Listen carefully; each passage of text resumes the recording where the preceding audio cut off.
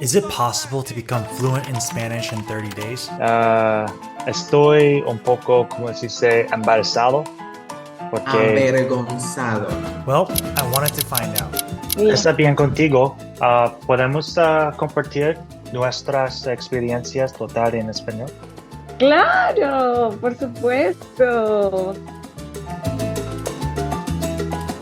Okay, so before this challenge, I took a couple of years of Spanish in high school. I did countless hours of Duolingo, and I even lived in Spanish-speaking countries like Spain and Colombia, where I eventually met my wife. But even with all that immersion, I couldn't even hold a basic conversation in Spanish. When my wife and I found out that she was pregnant, we decided that we wanted to speak to the baby in Spanish. As a first-generation Korean American, I have a deep bond with my grandmother because I can still communicate with her in Korean, and I want my daughter to be able to do the same thing with her family back in Colombia. Here's the catch. After moving back to the US, getting settled, I had 30 days until my wife's expected due date. So I needed a faster way to try and do the impossible. By studying the top language learning experts, I developed a 4-week plan to go from basic to fluent in Spanish. Each week I focused on a specific theme with a very clear progression in mind, where I removed all distractions. I decided to wake up at 5:30 to give myself from 6 a.m. to 9 a.m. to learn. And during this time period, I was going to make sure that all of my input and media consumption was going to be 100% in Spanish. To get started, I signed up for BaseLang, a language learning site where you get to talk to native speakers for a flat monthly fee. I picked BaseLang because during my research, I found out that the best way to learn a new language is through contextual learning. For instance, instead of trying to remember random words and grammar rules for no reason, I started by emulating a natural conversation. Cuéntame de dónde eres, a qué te dedicas. Yo soy de Estados Unidos.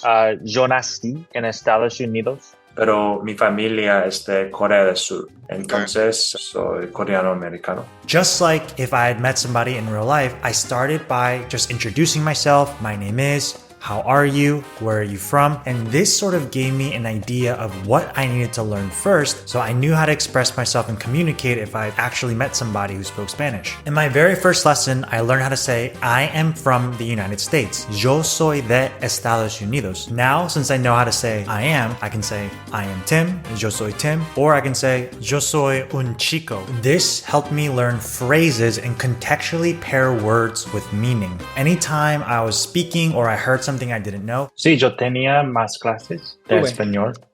Tuve. Yo tuve más clases y mi esposa conocía a mi abuela. Ok.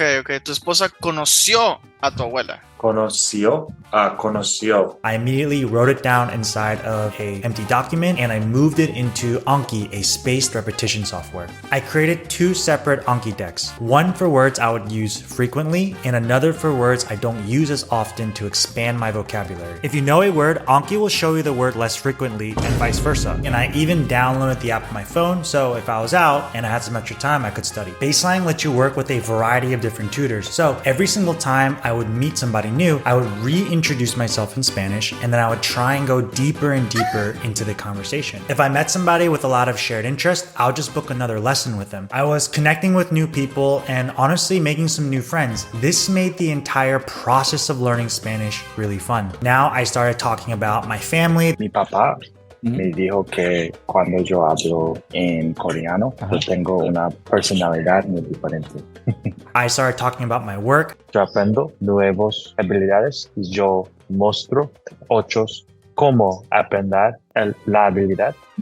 And I started talking about my hobbies as well, like weightlifting, learning skills, and music. Yo toco baterías. Yo toco todos los estilos también, jazz, rock, hip-hop. After gaining a lot of confidence, I asked one of my teachers, Jorge, for some feedback. You're doing really good in Spanish right now, but I think you should go out to try to speak with real people in Spanish because it's even harder than in a classroom. Luckily, there was a local Hispanic heritage event where I knew I was going to be able to meet some native Spanish speakers. I gave myself 3 challenges. It was time to test my Spanish in the wild.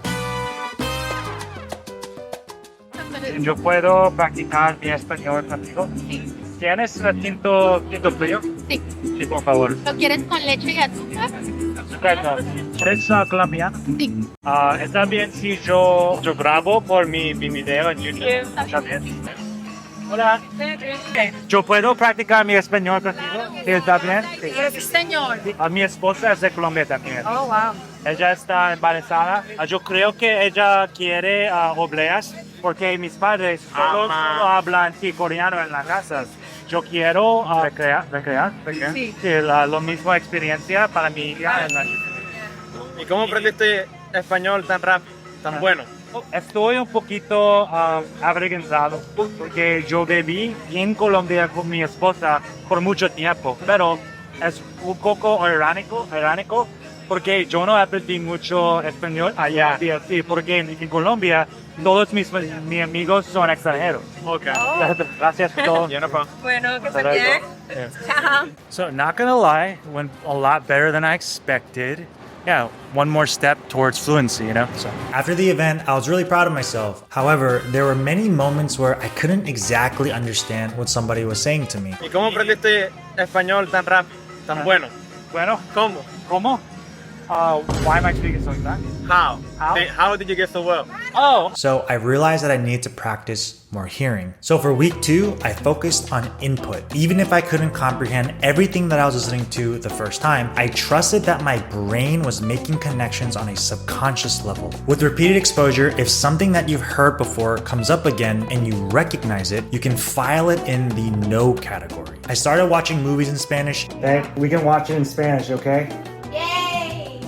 Todo se relacionará desde nuestra vida. Hay que hacerlo. And I asked my wife to make me a Spanish music playlist, which I listen to all the time while working out or driving. Ya me di cuenta, ya no llores, ya no temas. Because of the repeat exposure to certain words and phrases, I was getting better at understanding and differentiating how certain words were pronounced and used. On top of that, I was still doing my 3 to 4 hours of BaseLang classes a day with a lot of speaking and prompt reading. But then, on day 15, during one of my lessons, I couldn't understand anything that was being said to me. I was starting to burn out from trying to process so much information in a different language while balancing my other responsibilities. I honestly wasn't sure if I could sustain that pace of learning, and I was starting to dread the learning activity that I had booked for the day, the worst thing that can happen to any learner. Don't get me wrong, like learning's been cool, but man, I'm tired. Obviously, because of running the business, managing the YouTube channel, that baby coming, I feel a little overwhelmed. So it was time to ask for some help. This is Connor. After doing his own 30-day Spanish challenge, he went on to found BaseLang, become fluent in Spanish and Portuguese, and he's even given TED Talks on language learning. And luckily for me, he also happens to be a really good friend of mine. yeah, after watching your video, I know you were studying for around 5 hours a day, and I just wanted to know if you had any recommendations for me to be able to finish the challenge. Right. So you're doing 3 or 4 hours of actual class every day. Right. Yeah. So the fact that you're knackered, it's going to happen. It's par for the course. That is a lot of work for your brain, and you're going to be tired. The real question I've got for you is: are you sleeping enough? How much are you sleeping per night? All right, I'm gonna be honest with you. It probably could be better. Probably sleeping like maybe 6.5, maybe 7 some nights. Yeah. No, fix that shit. When you're learning, sleep is when all this stuff gets encoded. So right now you're working with a leaky bucket. You're not getting fully rested, and then you're going back and doing it again. And what you're doing for yourself as far as language learning, you're probably only capturing 70% of what you're doing any given day. The rest is just, you're losing it. After speaking with Connor, I took that weekend to rest for the first time since starting the challenge.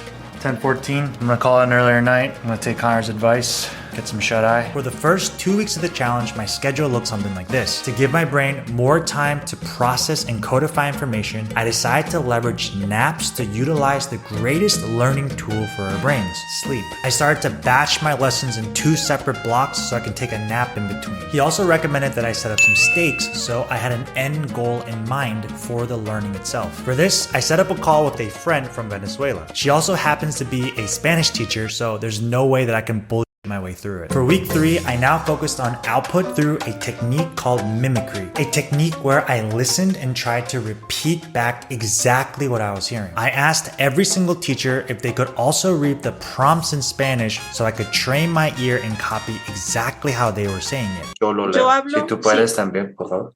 Vale, yo lo digo y tú lo puedes repetir. Perfecto, me parece un excelente sistema. This is a technique utilized by a lot of language learners to sound more native. Week 4 was all about review and expanding into advanced topics, but all still within context. The average person only knows about 20,000 words, and you really only use about 2,000 of them on a daily basis, depending on your interest, work, and lifestyle. To learn my top 2,000 words, I developed 4 categories to talk about. My experiences, like traveling and where I've been, my interests, like working out and learning skills, work and business, and finally, my beliefs. Another benefit of BaseLang is that they have a last-minute booking feature. So if I had additional time, I would try and do 1 or 2 more classes. As I started to have more and more complex conversations, I made note of the things that I messed up on, and I paid attention to my pronunciation. Talking about my past experiences and hearing about the experiences of others allowed me to understand how to tell stories in the past. Learning this way felt natural and fun. And just like that, 30 days went by and it was time to have my call with my friend Carla. Sí, está bien contigo. ¿Podemos compartir nuestras experiencias total en español? Claro, por supuesto. Sí. ¿Cómo te sientes? Bien, obvio, cansada en general. Pero mira, aquí está Máximo. Máximo, ¿cómo estás?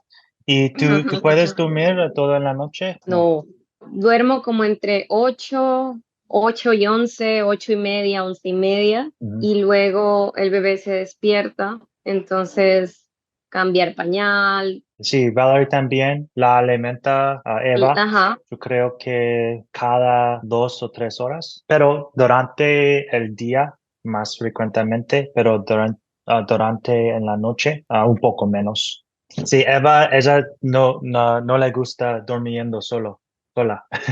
Entonces sí compartimos responsabilidades, pero ahora yo creo que yo puedo cambiar de pañal más rápido.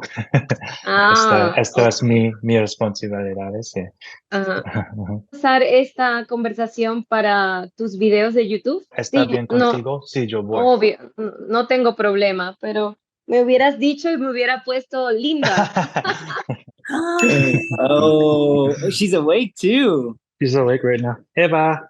So I'm happy to report to you guys that during the challenge, my daughter was born perfectly healthy and I'm a new father. Since she's been born, I've not only been speaking to her in Spanish, but even singing her lullabies in Spanish as well. In my first class, I could barely get past hola and cómo estás. By the time I finished the challenge, I could have an entire conversation in Spanish talking about all of my interests and my experiences. I really don't think that you can become fluent in any language in 30 days. I was able to achieve the results that I did because of the years of effort that I put into learning Spanish before the challenge. It was all bouncing around in there. I just needed a focused plan and max effort to learn how to communicate efficiently. I think most people are learning languages incorrectly. With the right method and plan, anyone can eventually become fluent. Guys, I spent over 82 hours during this challenge learning one-on-one with native speakers for a flat fee of $179 a month. If you do the math, that's like $2 an hour. That's insane for private lessons. I definitely wouldn't have been able to make this much progress if it wasn't for today's sponsor of this video, BaseLang. Connor, thanks again for your help, man. And shout out to every single tutor at BaseLang that I worked with during the challenge. Thank you so much for watching this video, and don't forget to subscribe as we have more videos coming.